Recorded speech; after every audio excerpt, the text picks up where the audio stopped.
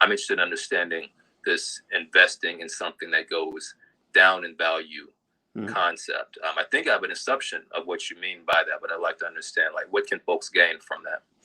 Well, what the way I would look at things is this. You know, right now in America, we have this interesting transition where lots of people are quitting their jobs. You actually have this problem where a lot of people are quitting their jobs and nobody wants to go to work anymore. And you would ask why? Well, where's this coming from? Where are people going to make their money? Well, what has occurred at the same time is there's been this renaissance in investing. There's been a lot of people who've discovered things like the stock market, which has led to other forms of investments. They're looking at not just things like stocks and crypto, but they're also looking at the ownership of real estate. In the Black Business School, we have a lot of interest in ownership of everything from hotels to property and everything in between. And so one of the things that I enjoy doing is kind of helping all of us to understand investing in a more holistic way, right? A lot of people think that investing is only good if you're making tons of money. And what that is it's almost like a football game where you're looking at the quarterback and you're thinking the quarterback's job is to get the ball down the field, right? And if he's not getting the ball down the field, then he isn't a successful quarterback, which might partially be true, right? You ultimately want him to get down the field and score a touchdown, but that's not the number one job of the quarterback. The number one job of the quarterback is not to get the ball down the field. The number one job of the quarterback is to protect the ball so the defense doesn't get it, right? And one of the biggest things that's happening right now in this whole renaissance, this whole economic revolution that we're seeing right now, is that we're not just having people get the ball down the field, but we're actually doing a more important job, which is protecting the ball in the first place. Black folks have not protected the ball.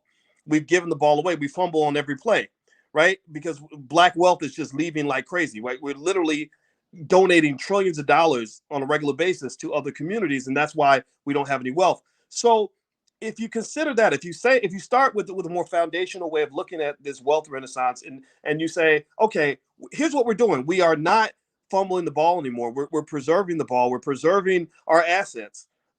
Then that to me should lead to a broader understanding of what investment does for you. And investing isn't just something that just gives you extra money.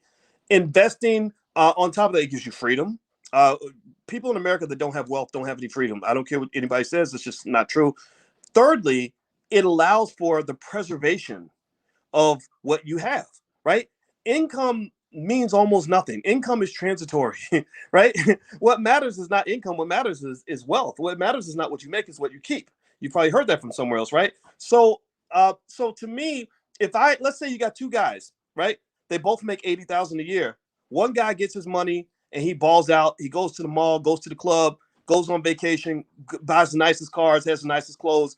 And every week for the rest of his life, he brings home a paycheck, he spends it, and then he has to go back to work to get another one. And it's rinse and repeat, rinse and repeat. He's not moving forward at all. He's just getting old. That's all he's doing, is getting older and getting broker. Y'all, we've seen that model, right? Now let's look at the other guy. Let's say you have another guy who's a really bad investor. Well, not really bad. Let's say he's modestly bad. Now, if he's really bad, then that would be terrible. But let's say that he's not so good, but he just kind of does basic things. Like he goes in and he's buying different stocks. He doesn't know why he's buying them. He's just picking stuff, and he's planting his money in the stock market. He's planting some money in real estate. He's planting some money in some business ventures, some of which do okay, some of which don't.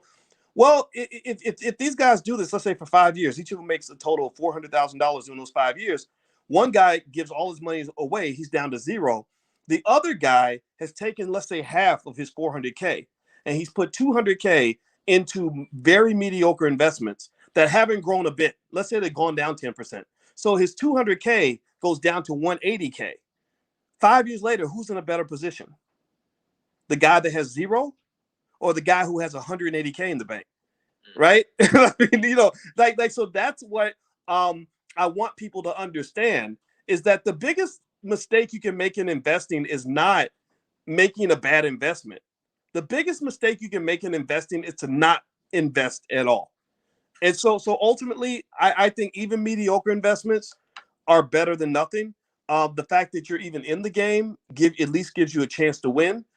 For many of us, not only have we not protected the ball, but we haven't even been in the game. So that's to me that's the remarkable part of this whole movement, not just the fact that people are getting rich and getting wealthy. Because I see it. I see guys online that are driving fancy cars and get on private jets and everything else. That to me is not that. I'm not saying that those things aren't important. They're important if you're young. They're important if you've never done those things. But what you really find is, from a more fundamental standpoint, having wealth in your family is a form of protection, and it gives you access to freedom that many of our parents and ancestors never had. That's what this wealth revolution is doing for our people. Thank you for that. Okay. Let me do this since we have about 7 minutes left on the calendar. I want to throw in a specific question, but I want you to pick it out real quick. I'm going to share my screen. Okay, can you see my tab? So if you could just skim over this and see if there's a question that pops out to you that you either